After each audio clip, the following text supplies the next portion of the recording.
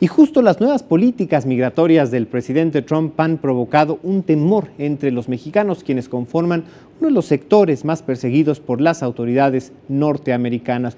Pero fuera de ser delincuentes, los nuevos deportados son quienes dejan atrás familia, patrimonio, y estos son hechos conformados a lo largo de muchos años. Así a veces termina el sueño americano.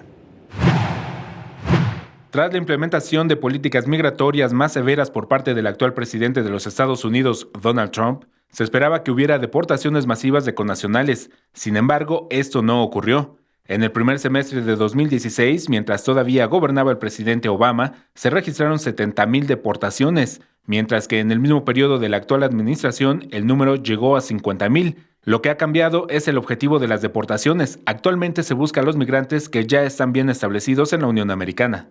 Seguimos teniendo estas 50,000 deportaciones que corresponden ahora no a estos que en el intento de entrar a Estados Unidos los regresan, sino a gente que lleva más tiempo viviendo en Estados Unidos, gente que no está necesariamente en la frontera, sino al interior de los estados en la Unión Americana, y creo que eso nos tiene que dar una reflexión distinta, una reflexión profunda sobre el tipo de deportación que estamos teniendo.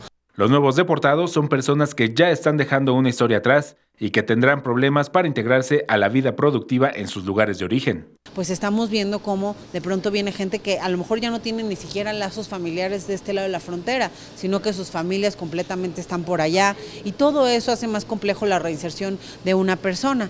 Actualmente las deportaciones se están realizando por motivos legales. Las autoridades norteamericanas tipifican como delincuentes a quienes llegan a las cortes, por lo que se realizan deportaciones rápidas. Recordemos que de solamente el 6% de los deportados mexicanos realmente cometieron algún delito grave. El resto son faltas administrativas, no traer licencia de conducir, en fin, varias de las faltas en las que caen nuestros migrantes.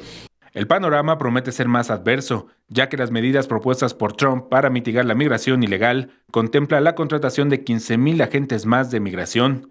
Alberto Álvarez Santana, 21 Noticias.